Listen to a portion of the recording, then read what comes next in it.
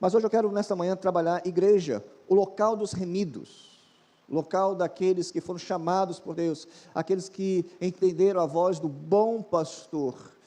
E para isso eu quero ler dois textos. O primeiro é Efésios capítulo 4, verso 16. Não, pode deixar esse aí primeiro. Primeiro, quero ler 1 Coríntios 12, 12, que diz: assim como o corpo é um e possui muitos membros, e todos os membros, embora muitos, formam um só corpo, assim também é Cristo. É o texto geral. E agora eu quero ler Efésios 4, 16, que diz: dele todo o corpo, ajustado e unido pelo auxílio de todas as juntas, cresce, edifica-se a si mesmo em amor, na medida em que cada parte realiza a sua função. Trabalhar uma temática, que assim como o corpo precisa de cuidados, a igreja de Cristo também precisa de cuidados. Saber o que é igreja é uma questão fundamental em nossa fé. Saber identificar o que é igreja, qual é o conceito bíblico, qual é o conceito teológico, é essencial. Saber que fomos chamados através de uma convocação especial para uma finalidade específica é entender o propósito. Sim, é necessário isto. Ainda mais do que saber o que é igreja, é saber o que é uma igreja saudável. Uma questão que nós não nos atentamos é o cuidado do nosso corpo. Muitos de nós, eu não sei se você está nesse pacote, temos medo de ir a um consultório médico por simplesmente não querer saber o que temos. Não, ele fica inventando doença para mim. Estou bem, não preciso disso não. Nunca precisei, agora vou precisar. Quantas falas já ouvimos, não declaramos, porque nós gostamos de cuidar do nosso corpo, que é templo do Espírito. Mas alguns pensam assim. Em relação à igreja, é necessário saber a saúde da igreja. Como saber se uma igreja está doente? Como ter um diagnóstico? Há um médico especialista nisso, pastor? O que a gente pode fazer? É analisar biblicamente como está a igreja. E eu falo igreja, tire esse pensamento. Não é instituição, não é o CNPJ. Eu estou falando igreja como reunião dos remidos, nós. E de quando em quando você vai perceber que esta palavra é mais individual do que coletiva, ok? Então, como saber se uma igreja está doente? Há indicadores, como diz uma fala popular, teremos sinais. Existem indicadores que podemos usar para avaliar a fidelidade e saúde, ou a falta dela. Igreja enferma tem alguns sintomas. Primeiro, coloca para a gente aí, não se conectam com a vida de sua igreja. São pessoas que não estão conectadas com a vida da sua igreja. O hall de membros está repleto de almas. Nós temos ali, abre o computador da igreja, está lá o hall de membros. Mas muitos já se afastaram e ninguém sabe a respeito deles. Cadê eles? Onde estão? Por onde andam? Parece até aquele slogan do Globo Repórter. Quem são eles? Onde estão? Por onde andam? Eu preciso entender que a minha vida está conectada com aquelas outras pessoas também. A Bíblia diz, juntas, saber da vida do outro, mas é para conviver e ajudar o outro. Nós não podemos ter essas notícias. Quais notícias? Ao ver o irmão que está 2 semanas, 3 semanas ausente da igreja, e ao rever esse irmão chegando à igreja, a pessoa vai e aborda dizendo: e aí, meu irmão, como você está? Eu passei um momento muito difícil, estava com uma situação complicada, mas não pode ser isto. A igreja saudável, ela se importa com a ausência daquela pessoa, e na ausência daquela pessoa, a outra que está presente entra em contato para saber, não simplesmente por saber, mas para ajudar nessa caminhada. É isso que eu estou dizendo. Uma outra evidência é a não continuidade da próxima geração. O que é isso, pastor?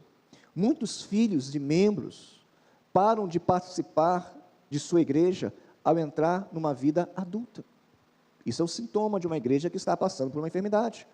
E eu falo igreja na coletividade e falo também igreja no individual. Os nossos jovens, no caso, adolescentes e jovens, estão se deparando com situações difíceis. Estão sendo confrontados com ideologias dentro das escolas, dentro das faculdades. Quando nós olhamos tudo isso, uma coisa nós temos que ter certeza. Qual é a certeza? Que instruímos a criança no caminho que deveria andar. E que ela há de permanecer naquele caminho. Por quê, pastor? Porque foram instruídas de maneira saudável. Quando nós olhamos para uma igreja, onde uma geração toda se perde, onde pessoas, ao se depararem, ao enfrentarem embates da sua fé, se entregam como um inimigo vencido, quando nós percebemos isso, mostra que a igreja está doente, e que essa doença coletiva, ela surgiu no individual. É como aquela pessoa que ao adentrar um recinto, ela tosse ou espirra, e aquilo que ela tem é proliferado com os outros. A igreja precisa ser tratada para que a geração não se perca. Amém, povo? É isso. Outro fator são os cumpridores de... Tem gente viva aí? Então, cumpridores de quê? Tarefas. Tarefas. Para ser membro fiel de sua igreja, não basta estar nos cultos, devolver o seu dízimo, ou simplesmente não criar problemas. Isso são os cumpridores de tarefas. São aqueles que olham a igreja como uma formalidade e que eu preciso cumprir essa formalidade e só. Não, não é isso. A igreja é muito mais do que as nossas formalidades. É necessário estar na igreja, nos cultos? Sim. É necessário devolver o seu dízimo todos os meses? Sim, é bíblico. É necessário não ser uma pessoa problemática, criar problemas, ver problemas em tudo? Claro que sim. Mas não é só isso, é muito mais. É como se a pessoa falasse dentro do seu casamento, que ao colocar comida aí dentro de casa, ao pagar as suas contas, ao olhar para as necessidades e suprir essas necessidades dentro do seu lar, que isso tudo pudesse resumir o que é um casamento. E casamento é isso? Não, isso faz parte. É muito além. É cumplicidade, é amor, é responsabilidade, é dedicação, é empatia. Isso, quando nós olhamos para a igreja, é o que Cristo fez várias vezes. Qual é a analogia que Cristo também faz? Ele faz da igreja como a sua noiva, um relacionamento matrimonial. Quando falamos de cumprir tarefas, devemos cumprir, porque um relacionamento que não cumpre suas tarefas, é um relacionamento que está evidenciado dificuldades. Mas não é só isso, é uma entrega. Assim como o pai entregou o filho, e assim como o filho se entregou na cruz, a vida cristã, ela não é fácil, nunca será fácil. Aos domingos, eu acordo mais empolgado do que outros dias, com aquela vontade de estar na casa de Deus. Hoje não foi diferente, acordei cedo, por volta das 5h30 da manhã já estava acordado, estava lendo, ouvi uma pregação de um vídeo antigo, um pastor americano, muito conhecido, que eu gosto bastante, pastor Billy Graham, e ele estava dizendo num vídeo, sem cores, antigo, uma verdade que não é nova, mas uma verdade que precisamos ouvir todos os dias. Ser cristão não é fácil, e não é para os fracos. Ser cristão, e a gente vai abordar isso ainda hoje e à noite também, ser cristão é olhar para o nosso irmão e perdoar a ofensa. Isso é fácil, gente? Se você tem a capacidade de falar que é fácil, depois me ensina o atalho. Não é fácil, não. Abandonar os nossos pecados tão prazerosos, isso é fácil? Não é fácil, não. Fácil é preencher uma ficha de responsabilidades e entregar e pensar que isso é ser crente. Não, ser crente é muito mais do que cumprir tarefas. Uma outra questão um outro aspecto em relação à falta de saúde de uma igreja é o que nós vamos falar agora, o testemunho inadequado. O que é isso? Você sabe. A igreja, ela sofre de má reputação por causa de conflitos mal resolvidos ou dilemas éticos de seus membros. O que é uma igreja? Para aqueles que estão de fora. A igreja é sinônimo de pessoas. E a pessoa lá fora dá certa. Mas ela não consegue ver o todo, ela vê a pessoa. A igreja de fulano, não é assim que diz? É ou não é? Sabe o que aconteceu na igreja de fulano? Não fala aquela igreja, normalmente não cita a primeira igreja batista em Itabaiana, não, fala a igreja de fulano, porque é um referencial. Você viu o que fulano fez? E é da igreja, olha como relacionam.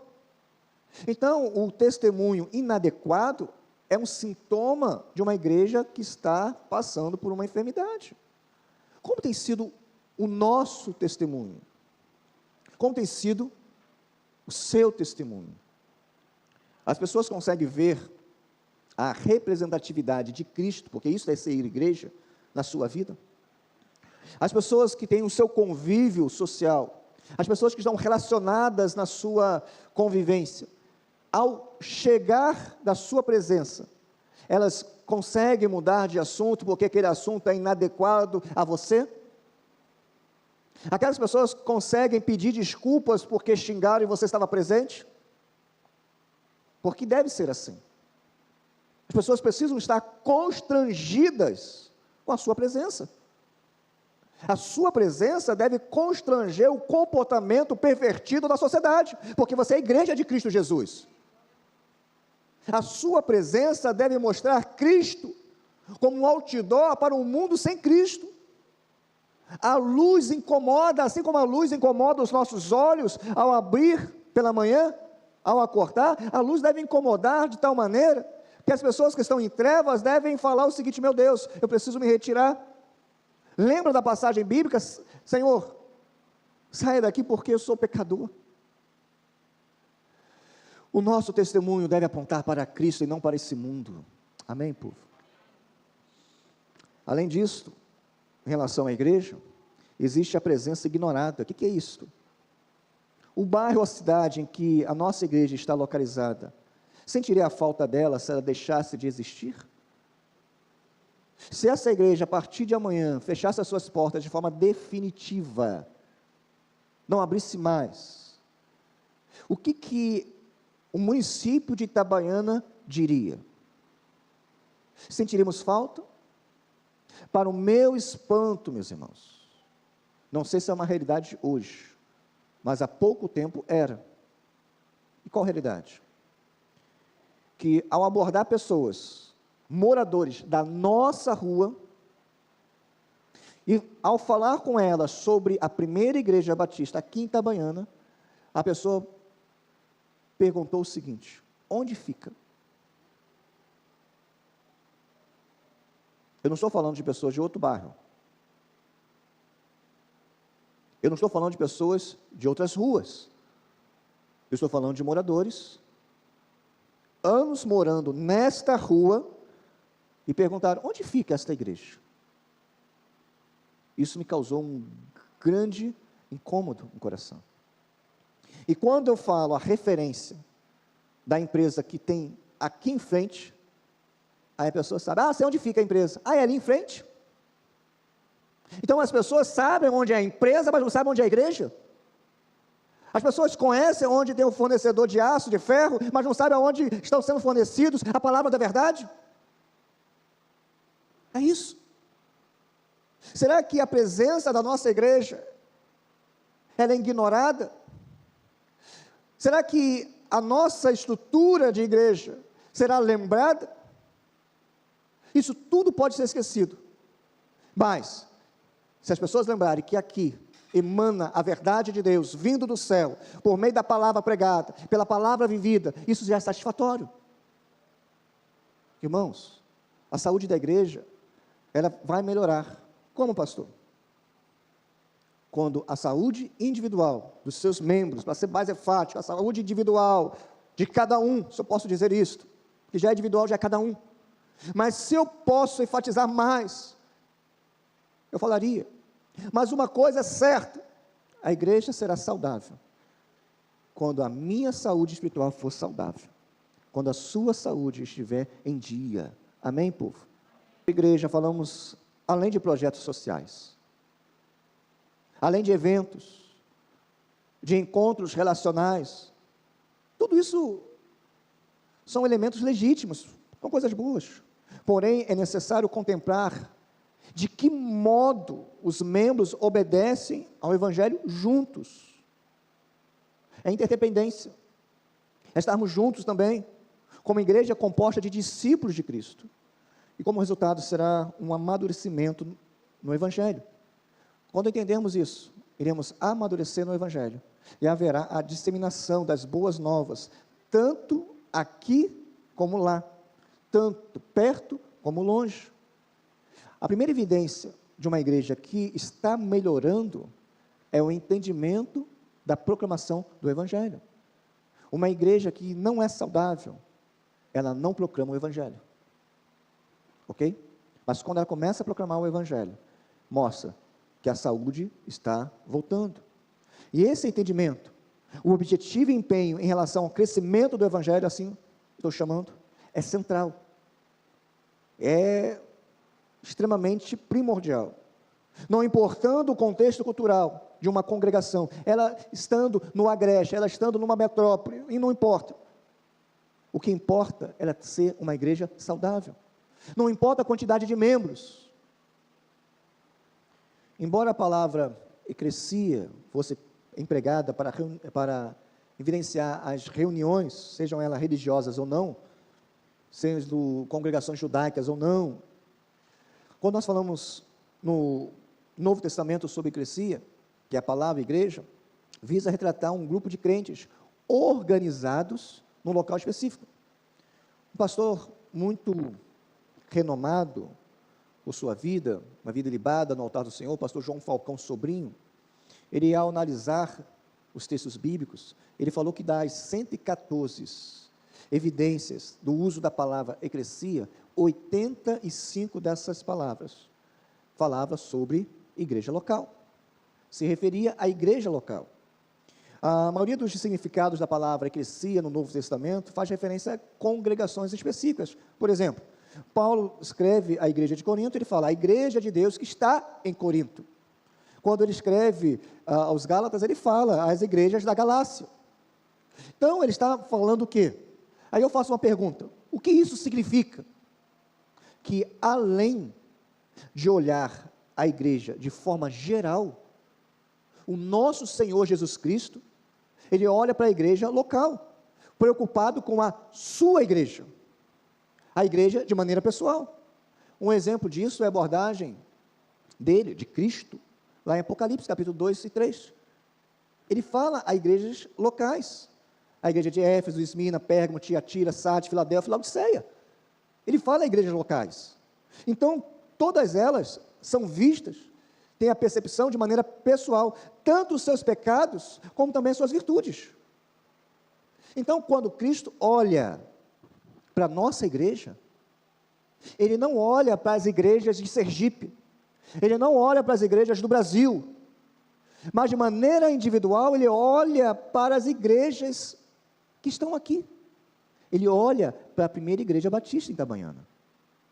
Deu para entender isto? Apesar do reino de Deus ser infinitamente maior do que a igreja, estão interligados. George Led, ele, de forma muito acertada, ele resumiu. Eu coloquei aí. Primeiro, igreja não é o reino. Igreja não é o reino.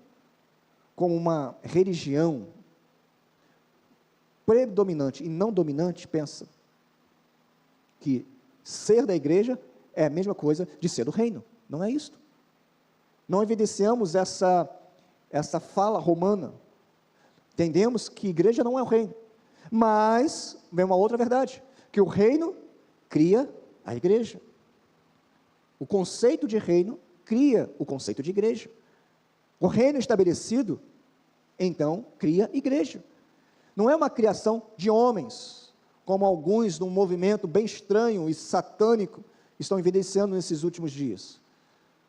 Que igreja é a criação de homens. Não siga, não esteja, podemos viver o que a Bíblia diz, você está na igreja, isto é heresia. Isto é antibíblico. O reino cria a igreja. Mas podemos dizer também que a igreja dá o quê? Testemunho do reino. Não dá para ver o reino de Deus, mas dá para ver a igreja. Não dá para você ver a saudade, mas você sente a saudade, sabe que ela existe. A mesma coisa. Não dá para, a olhos normais, ver o reino, mas conseguimos ver a igreja. E a igreja dá testemunho do reino. Por quê? Porque a igreja é a agência do reino. Nós representamos o reino. Quando falamos de igreja, estamos falando de algo ainda maior do que a gente pensa. Ser membro de uma igreja é representar Cristo aqui nessa terra, vinculado a uma igreja local.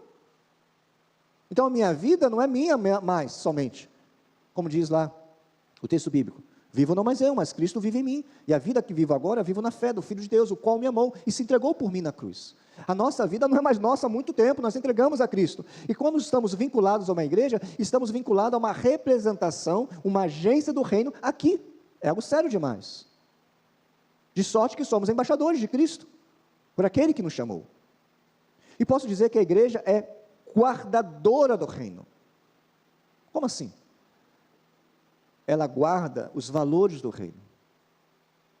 Só que esse guardar deve ser um cofre, por ser algo valioso, mas um cofre aberto, onde as pessoas sejam alcançadas e consigam alcançar esses valores. Não retirando para que a igreja perca os valores, mas multiplicando esses valores para que as pessoas que estão ao redor possam viver baseado nesses valores. Digo também, o Novo Testamento nos mostra claramente que, ao olharmos para o reino, sempre nos depararemos com a igreja local como elemento não abstrato dele. O que é isso? Igreja, reino. As pessoas só conseguem ver o reino de Deus através da igreja. Eu quero terminar com ensinos práticos. Por quê? Porque Cristo é o cabeça desse elemento chamado igreja. Permita-me reler o texto, somente um versículo.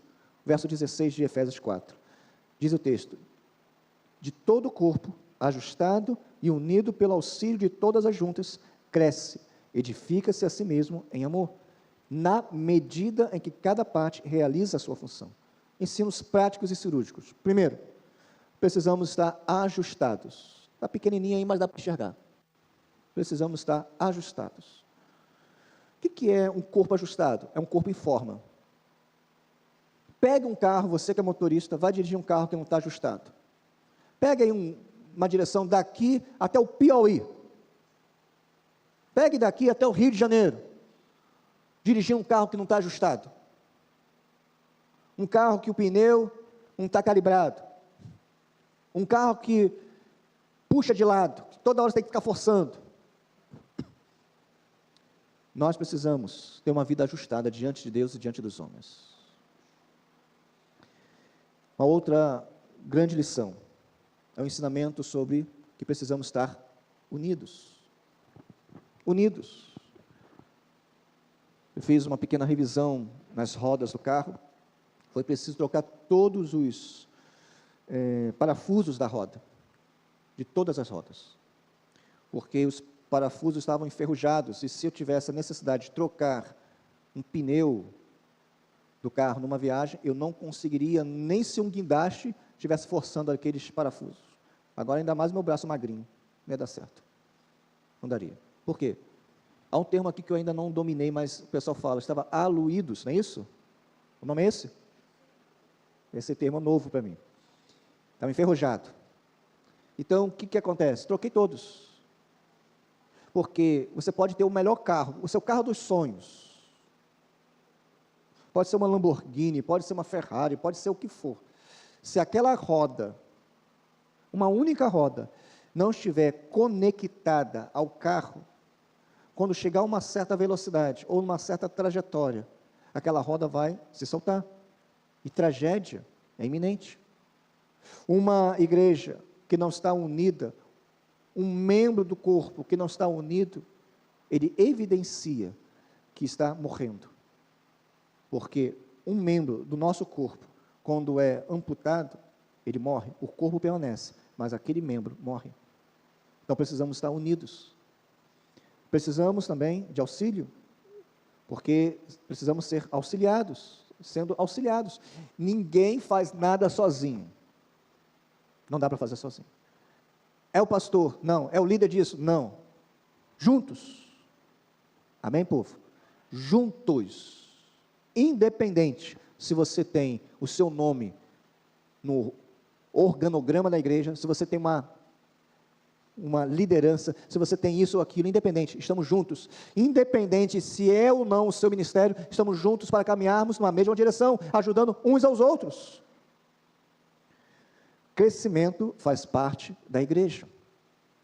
Não buscamos números, mas eles são consequência. Não podemos ficar na mesma estatura. A Bíblia diz que devemos buscar a estatura do varão perfeito. Uma outra questão que o texto nos traz é: a edificação faz parte da igreja. O que é edificação? É levantar. Essa é a ideia. Vamos edificar aqui o templo, vamos edificar um prédio, vamos edificar. A ideia é essa, de levantar.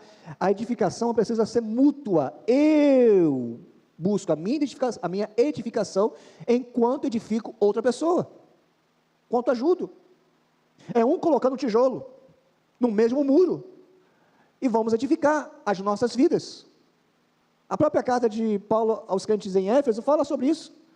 2,9 diz: não sai da sua boca nenhuma palavra torpe, ou seja, palavra de destruição, mas só que ministre graça aos que ouvem. Então você é um instrumento da graça de Deus. Então fale para edificar vidas. E tudo isso construído em amor, porque é uma construção em amor. Tudo é baseado em amor. Não dá para fugir disso. Não tem novidade, o evangelho não tem novidade.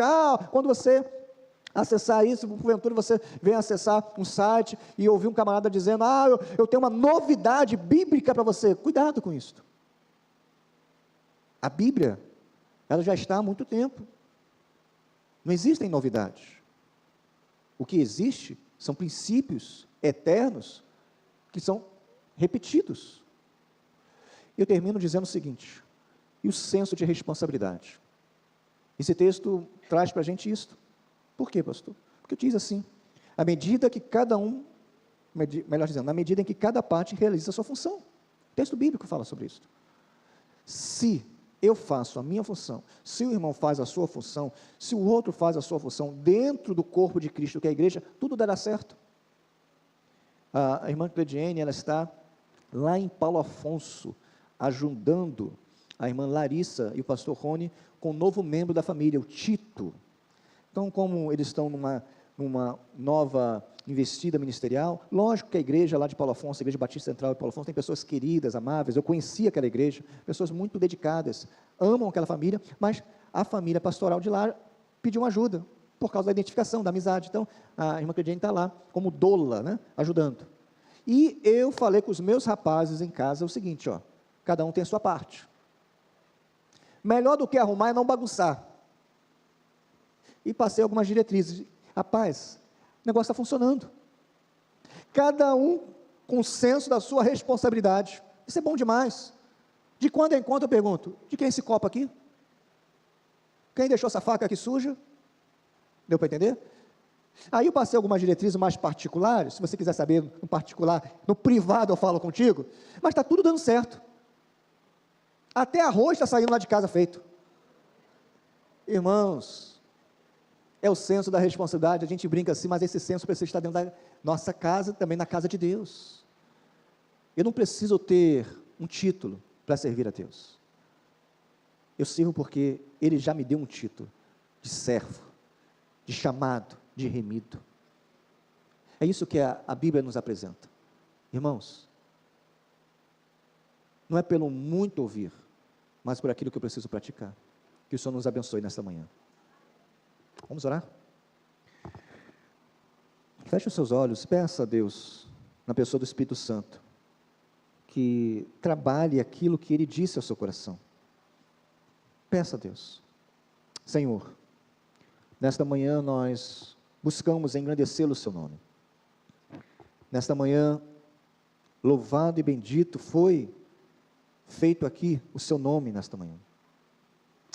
Mas pedimos por a tua palavra, Deus, que foi anunciada de forma simples, mas que ela poderosamente, porque ela é poderosa, possa efetuar a transformação necessária em nossos corações.